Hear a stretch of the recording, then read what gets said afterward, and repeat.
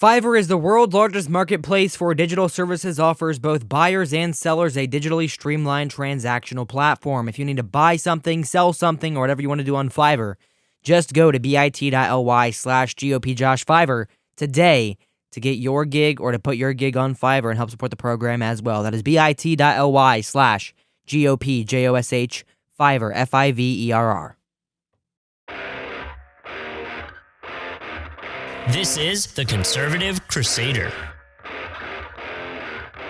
Welcome back. This is the Conservative Crusader here on the Red Future Radio Network. GOP Josh is my name. And joining us now is President Trump's favorite writer. He is a law clerk for Andrew and Tristan Tate. He has quite the resume. Mr. Paul INGRASSIA is joining us now. His Substack is paulingrassia.substack.com. His Twitter/X is just at Paul INGRASSIA. Paul, welcome to the show. How are you?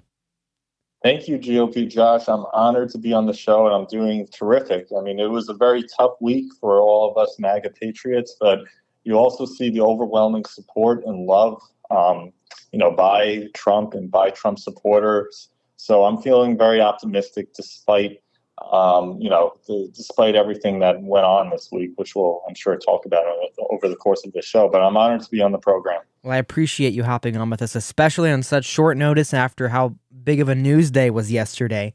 It was President Trump's fourth arraignment and fourth indictment come to fruition in a state charge in Georgia with a mugshot. Completely unprecedented. The most photographed man in the world has a mugshot taken.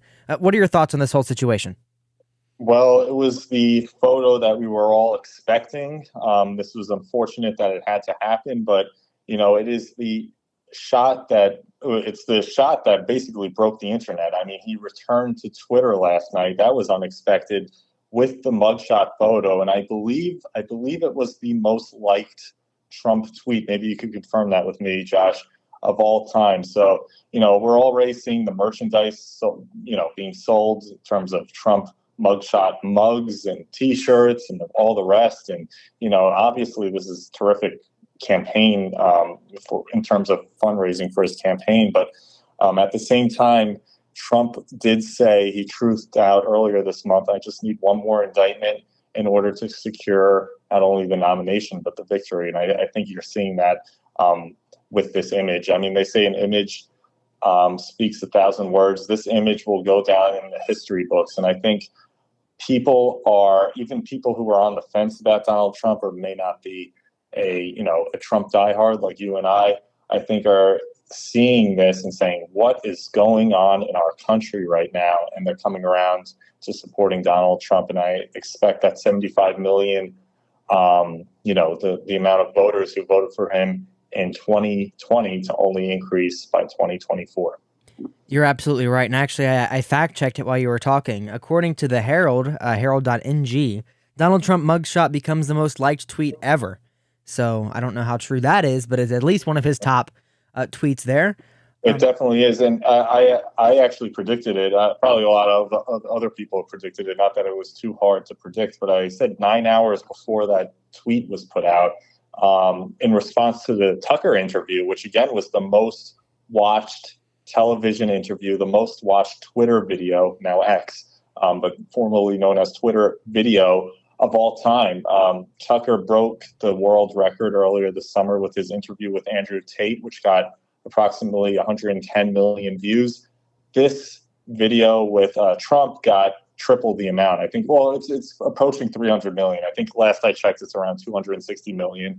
I expect that to hit 300 million. So triple the amount of the previous, world record, which was a couple of months ago. So in response to that,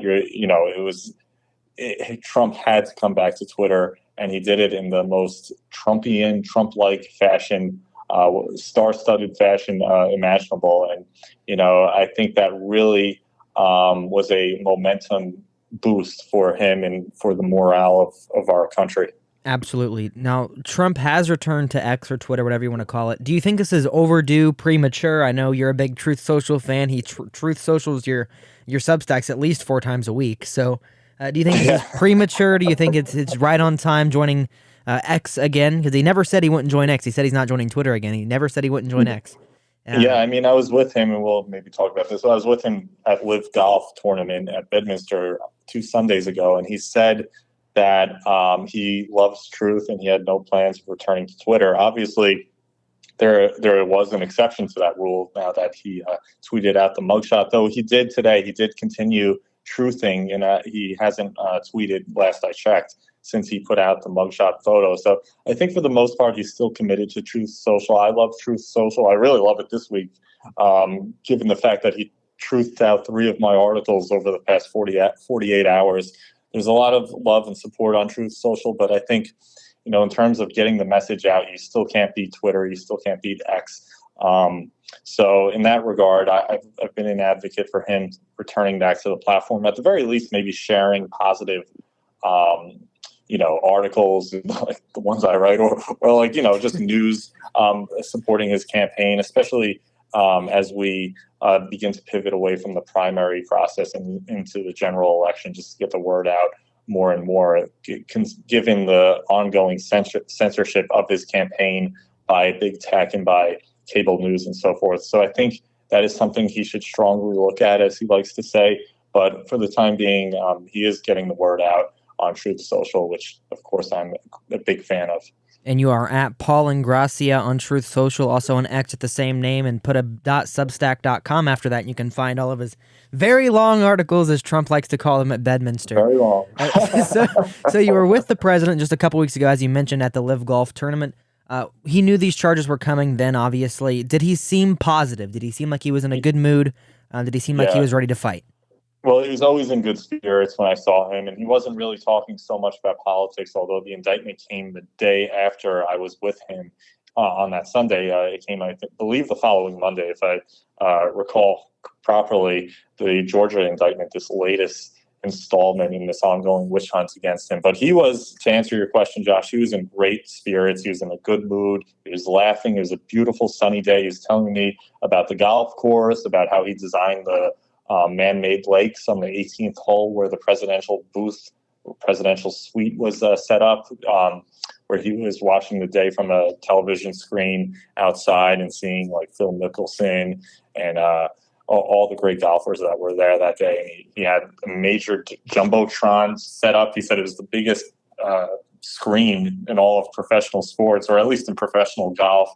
He was telling me about how they set it up and the technology behind it. So he had the real builder's sort of mentality. I mean, at heart, Trump is a builder. And this was actually something that I wrote about in a Substack article recounting our event from that day, underscoring the fact that Donald Trump, that's his first love, putting up buildings, he's a real estate investor. He's a business mogul in New York City in a past life prior to politics. And I think a lot of his frustration with being in politics, not that he regrets any of it, is that politics moves at a much slower pace than being in the private sector. In putting up your golf courses, your next hotel, or whatever it may be, your next construction project. So I think that frustrates him about this, especially given all the opposition that has gone against him. I mean, DC works in a much different way from the rest of the country. A lot of DC, they don't really know how to work. They don't really know how to build. So they're all about, at this point, managed decline, bringing our country to the ground. They want to bring everyone down, much as they did with Donald Trump. They literally brought him down to the dump that was the Georgia prison yesterday in Fulton County, presided over by this lunatic DA who's really not an intelligent woman by any stretch of the imagination. But just going back to your point, he was in very positive spirits. They call him Teflon Don for a reason. And I think with each indictment, I mean, it weighs on him. Don't get me wrong. He's a human being. He's not a god. He's still a human being. And of course, this weighs on him and he's extremely frustrated by it. But in terms of his overall outlook, he's always been a positive person. That's why he's been so successful in life, both in politics and business, because he maintains a positive outlook despite the adversity against him.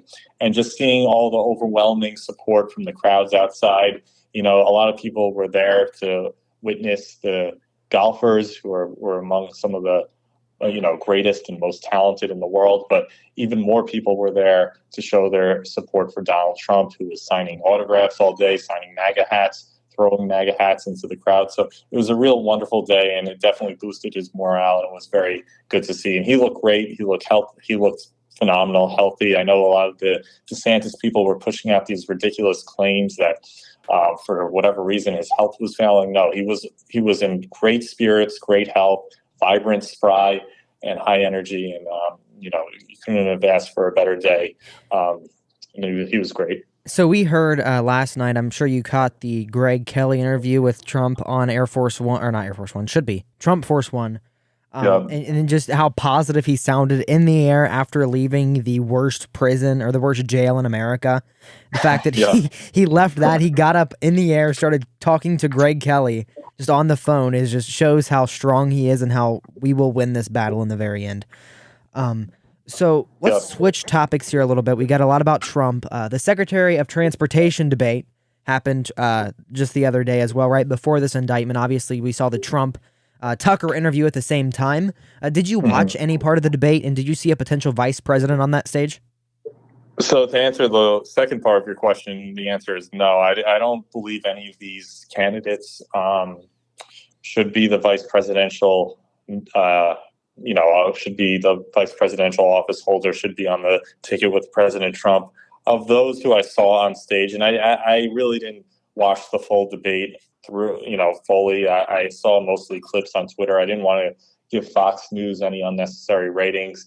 And number two, I was also watching the Tucker Trump interview, which was released at the same time. So that's where my focus was. But of the clips I saw, it seems like Vivek Ramaswamy did the best, performed the best, was most in touch with the base than any other candidate, especially on this foreign policy issue in the Ukraine-Russia conflict, and our shift in focus from a neoconservative outlook and funding these endless wars in the Middle East, Eastern Europe, and pivoting to an America First agenda. We have to rebuild our economy. We have to rebuild our infrastructure. We have to close our borders. We have to secure our cities, which are facing, the highest homicide rates that we've seen in decades. So it's good that his focus is on the right things, although I still don't trust really any candidate who is going against Donald Trump this go around. I think Donald Trump, he will win the nomination. He's already up by 30, 40, 50, even 60 points in some polls, even higher than that in certain other polls. But just the fact that they're making us focus on this, I think, is a colossal distraction from all the work that still needs to be done in order to get Donald Trump over the finish line. Because as you know, Josh, the left is very much working. If one thing unites the left, it's their shared animosity towards Donald Trump and their shared vision to do whatever it takes to retain power and obviously prevent Donald Trump from ever being elected again. I mean, these 4 indictments are biting testimony to that fact. So I think, that's where our concerns should be. That's where our focus should be as a movement. And I think even someone who sounds as good as a Vivek Ramaswamy, I think if his time and energy and resources were put more towards registering voters, securing our necessary gains in battleground states, and doing what is necessary in order to get us over the finish line, I think that would be a better allocation of resources. And that's why I don't think he deserves the vice presidential position, though perhaps maybe in a cabinet position, though all the rest of the people on the stage, I don't think should even be in politics anymore. I think they've all betrayed the movement and showed their true colors. So I don't trust anyone else other than possibly, that's a big if, Vivek for another cabinet position. I completely agree with you there. So do you think, and I know Trump's not debating this time, do you think it's even worth for him to debate, and do you think they should just move all their resources towards November? Because that's what I've been saying all along, is we're attacking DeSantis, we're attacking Republicans, which they should be attacked, but we should focus on Joe Biden instead and actually beating the swamp and beating the voter fraud we're going to come up against. And that's exactly what Trump said to me. He said, Paul, we need to shift our focus. We've already defeated DeSantis. Even DeSantis, we're focusing on him. He's third, fourth place in some polls. He's not even the top guy of the remaining non-Trump candidates. I mean, Chris Christie is approaching him in New Hampshire, or over superseded him in that state. So, he's not even number 2 at this point. Vivek is basically.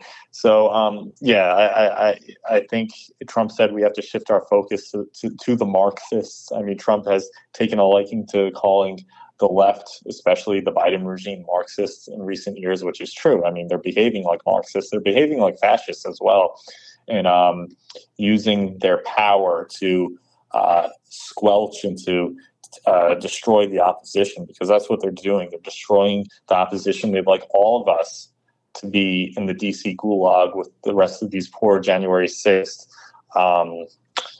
protesters who are being subjected to such horrendous conditions. I mean, video was released earlier, I believe this past week. I saw a video of how heinous and how deplorable the conditions are for many of these January 6th victims. And don't kid yourself. That is exactly what the left would like all 75 million plus. I think it's actually closer to 100 million plus, maybe 200 million Trump supporters. That's what they'd like to do to every last one of us. So put us in prison and shut us up forever. So, but that's not going to happen. That's, the American spirit, it may be diminished, but we're still strong and we're still resilient. We have the truth on our side. We have God on our side, and we have the American way of life. We have the nation, the country on our side, and all of that in the national heritage, the Constitution, all that makes America the great country it used to be